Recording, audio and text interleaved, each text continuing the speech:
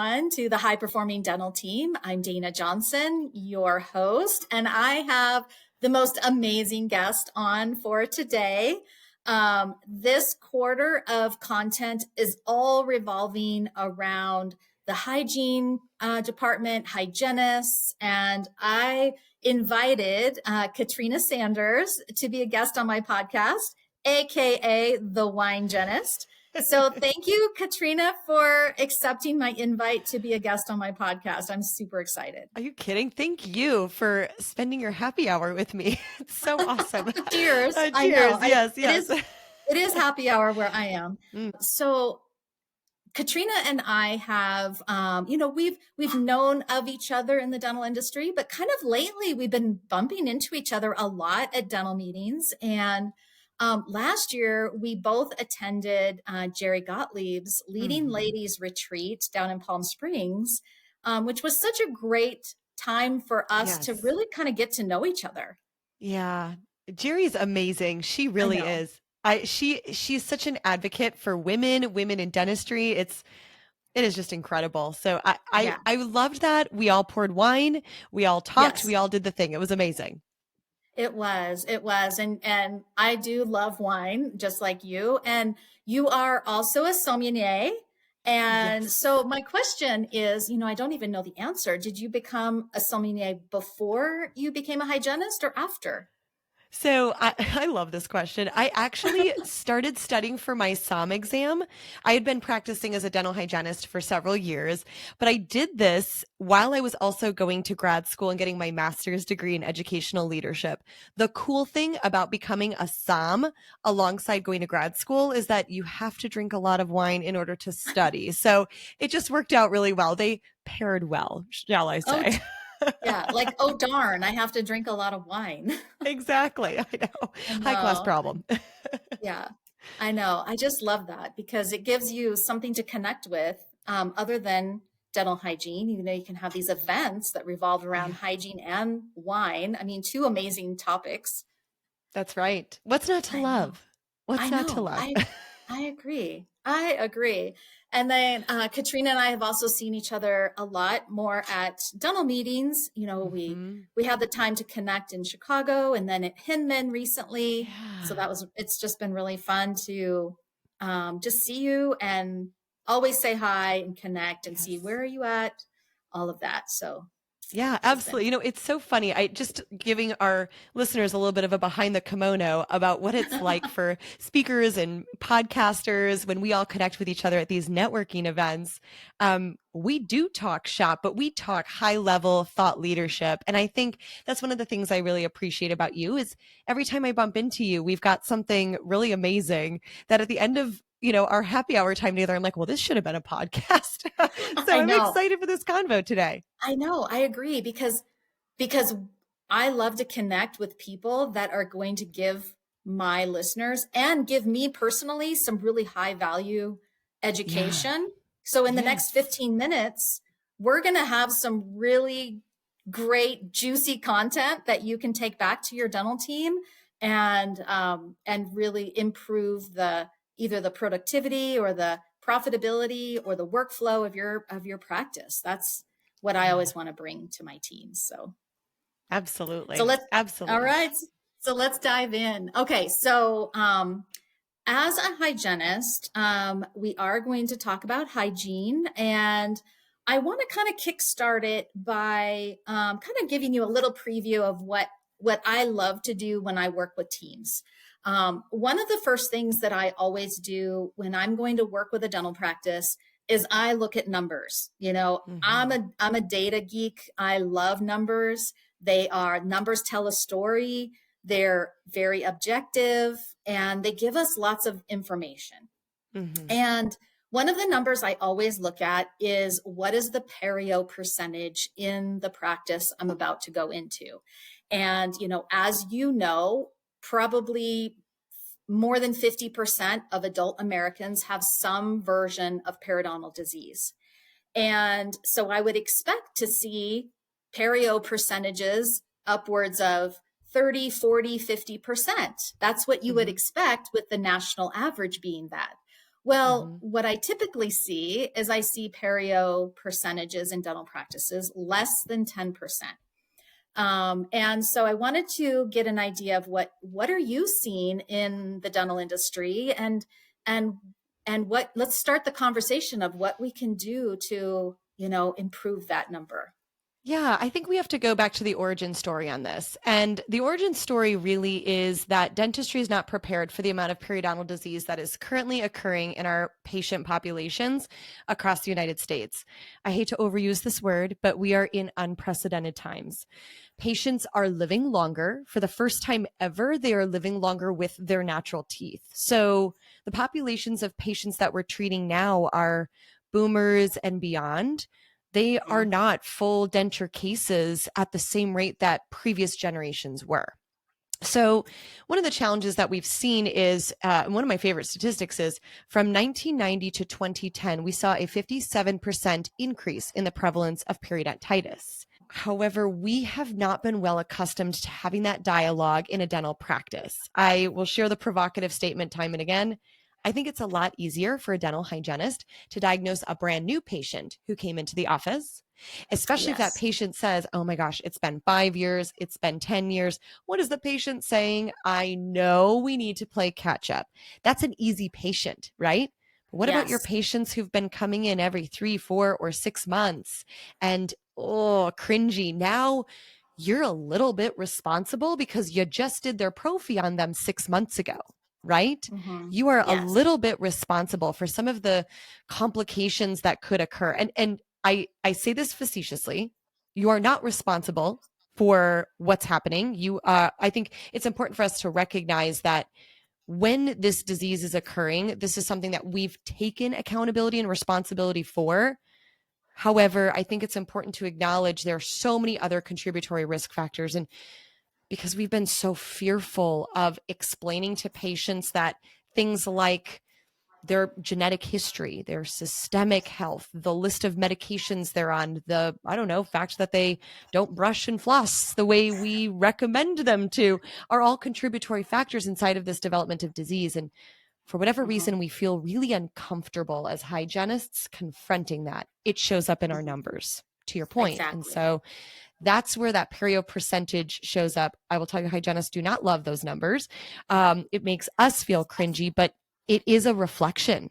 It's a reflection of what we're doing and rather our efficacy inside of appropriately diagnosing and treatment planning appropriate perio cases. Yeah. Yeah, I agree. That is a staggering statistic, that increase in periodontitis over that time frame. Mm-hmm. And I agree with you 100% that a new patient coming in is easy to diagnose, because you haven't been seeing them every 6 months and billing out a prophy, and they've been getting maybe 100% coverage on their insurance. And so those are the patients that we really want to talk about, is Right. when you are going to, now in your practice, you're going to really make this effort to really start not only diagnosing, but also billing it correctly. Because I think that's another thing that happens in our practices is the Mm-hmm. hygienist is diagnosing it Mm-hmm. and putting it on the treatment plan. But then when it ends up at the front desk or at the treatment coordinator position, then they also have this anxiety, or this, they get, start sweating about, oh my gosh, I have to talk to this patient about money. And the Mm-hmm. patient just thinks they're getting their teeth cleaned, That's and right. so I also feel like we have to talk about that as well. Yeah, you're spot on with that. The challenge with our every 3, 4, or 6 month patients is they come in with a different expectation, and oftentimes Mhm. they come in a perceived state of health. We forget that periodontal disease in its earlier stages. Now, I'll back up a little bit. I'm a periodontal hygienist. I work in a perio practice, a large group perio surgical practice. I work in the surgical suite. So I'm seeing patients with such advanced disease that they are having their tissues flapped back. Pus is pouring out. Sorry to get graphic, but pus is That's pouring okay. out. We're scaling. We're doing all the things. We're sewing everything back down. And oftentimes those patients aren't in pain either. So it's a Right. challenge. We're talking about a disease process that isn't really asymptomatic. I mean, people bleed, but for whatever reason, the general public thinks it's normal to bleed from the mouth. So now we have to convince patients they have a disease process they don't necessarily believe they have. And that's Mm-hmm. on the clinician side. On the administrator side, now the challenge is, oh gosh, the patient thought they were getting their free cleaning their insurance covers. And now I have to give them an advanced treatment plan. And depending on how skilled that clinician was in the back about explaining this to the patient, I'm Mm-hmm. either going to get a patient who's crossing the arms, reticent, right? Oh, Yes. I don't Yes. know.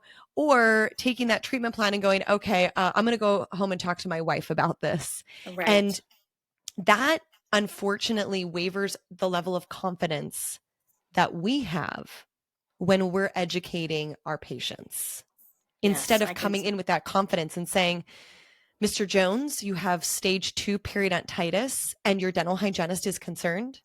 Here's the treatment plan to address that stage 2 periodontitis before it gets advanced into stage 3 and beyond.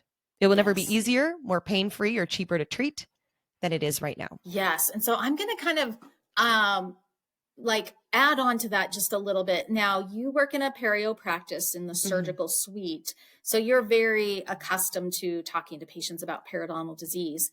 But Yeah. our GPs, our general practitioners, our dentists that are treating general patients, the hygienists and the admin team members are not necessarily as fluent in the verbal skills. Mm-hmm. And so if you were, let's say I work in a general practice, if I was going to have you come in, and I'm going to kind of put you on the spot a little bit, but I know you Okay. can handle it.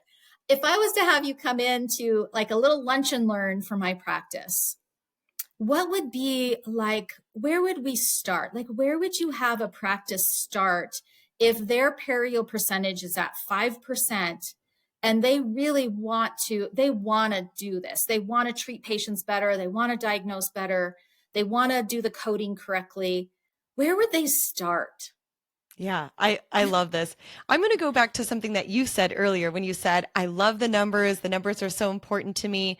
And you love the numbers because that is allowing you to inspect what is expected, right? Mhm. Yeah. So we have to start at the beginning. One of the key issues that we see when it comes to diagnostics is the fact that the vast majority of patient dental charts across the United States do not contain sufficient enough information to even capture an appropriate diagnosis. And I will share this Mhm. lovingly because part of the work that I do as a periodontal hygienist, but also a perio consultant, is I do remote chart audits. So I go in through kind of the back door Mhm. into the practice management system. And I look at the charts ahead saying, okay, for these hygiene patients next week, here are the things that I'm seeing. And it is concerning the things that we are missing, the Mhm. radiographs that are not being taken with appropriate approximation of those bone levels. It is concerning the number of horizontal bite wings that are being captured, not vertical bite wings. So we're missing alveolar bone. We are not capturing things like recession, gingival enlargement, furcation involvements, mobility. I mean, all of these things are important because they tell a narrative about the level of disease. So we have to start at the beginning. If you are not assessing appropriately, not only can you not gather an appropriate diagnosis, but you will never have the data, the complete data that a third Mhm. party payer needs to capture. That's where you Oh, start, always, every agree. time. Oh my And gosh, 100%. I think that gives you the opportunity with your 3, 4, 6 months or 6-monther patients to then do what I call a comparative analysis between baseline. This is what you looked Mhm. like when you first came in, and this is what you look like today. To show patients the fact that periodontal disease is actually a chronic and progressive disease. It is the frog in boiling water, right? You don't notice it's happening Yes. until it happens. And so that I think is the educational piece. Patients now are experiential learners. They want to learn alongside you. They want to Mhm. understand. They want to look at their very first chart when they first came in to what they look like today and go, "Oh gosh, something is not right." They want to Yes. discover that alongside you. And so those numbers become exponentially more critical. I agree with you 100%. I do feel that patients want to be involved with their healthcare, Yes. the health of their body. I think people are more in tune with the health of their body than they ever have been. I mean, Yes. patients are sicker now than they ever have been. We're taking more Yes. medications. Yep. We are sicker now than we ever have been, and I do feel that they are more in tune with medications and how it affects their oral health. You hear it when they come in. They'll say, "Oh, I'm on this blood pressure medication. My doctor says it might make my gums." You hear it. The patients Mm-hmm. understand. And Mm-hmm. to your point, COVID really did something. It taught the general public that the mouth is a portal to the rest of the body. During Yes, the SARS-CoV-2 pandemic, the general public was told to cover their mouth to protect their body. And I think there's value inside of that that dentistry has not fully captured in how we educate and communicate with our patients. I agree. I agree with you, definitely. And so you did say that you kind of do this behind the scenes, Yeah. look at their charting, um, and and and then you also go into practices and do some consulting. So what Mm-hmm. does that look like when you go into a patient? What happens when you have another colleague, another hygienist that is kind of giving you a little bit of pushback? Oh my gosh, this is my favorite. If you haven't figured out by now, I love provocative. I love that uncomfortability. That is my favorite part of my job because I will tell you, there is something so empowering when a hygienist comes up to me and says, they won't even let me update their FMX. There is no way that they're going to do perio treatment or, custom perio protect trays or, local delivery van, whatever it is. And we start talking about the important narrative there.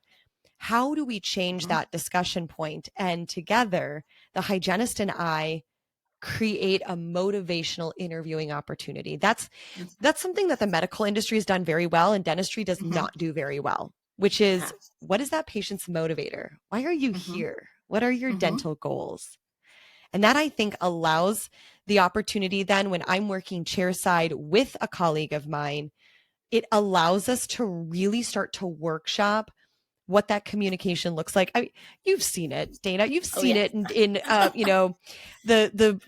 a role playing. Now I Yeah. did theater back in high school and college, so I love role playing. It's like my favorite thing in the whole wide world because I feel like I'm in a theatrical production of a Little Shop of Horrors or whatever. But adults, we don't like doing the role playing thing in a workshop or in a Mhm. CE course, but here it's live, it's with a patient, and now we Mhm. can really see the fruit and the eyes that open up when Mhm.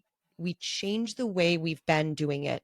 Because isn't that Mhm. the definition of sanity? Insanity is doing the same thing over and over and over again, saying the same thing to the patient, doing the same stuff and expecting different results. Yes. So we change that narrative. And I will tell you that that is the most exciting and thrilling part about doing chairside consulting with clinicians. Yeah, I agree with you. I love observing the clinical team. Yeah. I'm not a clinical trained person, but what I have observed and what have learned is language and verbal skills and how patients will react to different Mhm. things. And Yeah. I love observing the hygienists and the clinical team. It's so fun. I love it. It is, Yeah. and it lets you see it in real time. Hmm. Yeah. Again, I do coaching calls where, I'll ask hygienists, this is where the numbers are important. I ask the hygienist, do you talk to patients about this? Well, yeah. Well, then when you see it live in living color, Yeah. it's okay. Here's the opportunity. You're talking to the Yes. patient about their medical history, but all you're asking them is any changes since last time. That's not a medical history No, review. that is my biggest pet peeve. And Ooh. any of my offices that talk to me, it's like, that is my number one biggest pet peeve. If you Yeah. say no changes to me, I will probably like Uh-huh. Yeah. scream. Yeah. But it happens all the time. And again, if that's the question you're asking, do you review medical history? And the hygienist just says, "Well, yeah, I do." I mean, are they wrong? It's you have to see it. You have to see it live and go, okay, here's where we're missing the opportunity, because there's so Oh much yeah, more, right? there You sit down is. with a patient, you start talking to them about their genetic history of cardiovascular disease. And oh Mhm. gosh, they have Fordyce granules, which means that they have high cholesterol, but they don't know it. And oh my gosh, you just took their blood pressure and they have high blood pressure. And before you know it, you start building a profile of cardiovascular disease risk, which Mhm. means that the inflammation in their mouth has a different narrative for the patient than just a Yes. bleeding 4 millimeter pocket, right? And so that's where you make it based on the patient's motivator, not on our motivator, which is I want everybody to be clean and healthy, 1, 2s, and 3s, no bleeding. That's our motivator. That's not the patient's motivator. So we have to Right. change that narrative. Yeah. Oh my gosh. I want to climb through this camera and just give you a big hug. Oh, well, we'll see each other soon. I can't wait to hug I you know. then. I know. Oh my gosh. Oh, this has been so eye-opening. Not just for, I mean, if it's eye-opening for me, I know it's eye-opening for the listeners, and just so validating to hear it from someone that lives it every day. So Yeah. Yeah. thank you so much. If there is one thing or any last minute um, tips that you would give any of our listeners, Yeah. now's the time. Here's my one final tip. And it's something that if you want to integrate something like right away, like, okay, Ginger, you just like threw a lot at us in this like small amount of time. Give us one thing we can do. Use the word your as many times as you can when you are educating a patient chairside. Your gum tissues are, your x-rays show, your bone level, your medical history, your genetic makeup, your bleeding tendency. Use the word your as many times as you can. It allows the patient to recognize and capture the importance of the onus they should have on their disease. We're not doing this to them. This is part of the sequelae of the disease process, and we just want to partner with them in helping them through that. That's all we want to do. Yeah, So my one little nugget, use the word your as many times as you can when you're educating your patient. that was beautiful. Thank you. Thank I you. one last little nugget, and then I will definitely have your contact information in our show notes. But if you would like to shout it out live as they're listening and they want to write it down, what would that be? How's the best place to reach you? Yeah, for sure. Follow me on Instagram. I am at the Dental WINEgenist on Instagram. That's definitely the easiest way to get a hold of me. I'm always putting on there, new courses I'm presenting. I'm putting podcasts on there. I'm putting articles I've written. So if you want to interact with free content, you want to get a behind the scenes look at some of the things that I'm doing, definitely connect with me over Instagram. I agree 100%. I love following your Instagram.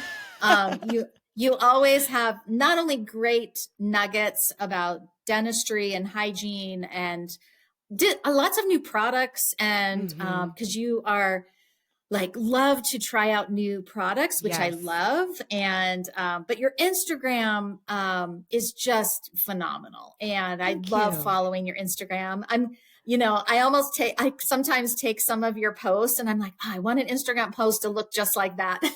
So I'll kind of copy it a little bit. Mine Sure. mine are never pink, but Yep. See, there you go. they'll always look a Oh, little different. But sure. Katrina, thank you so much for spending Thank your you. evening with me. And this has been just eye-opening, and I know that my audience is going to take a lot of your tips and put them into action. And I appreciate Awesome. you. I appreciate you so much.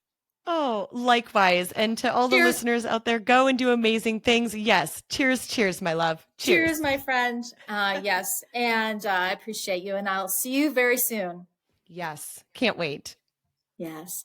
Thank you all. I hope that you found this interview with Katrina Sanders very engaging and informative. If you would like to give us a 5-star review, please do that. Share it with your friends and your colleagues. And I look forward to watching your journey of becoming a high-performing dental team.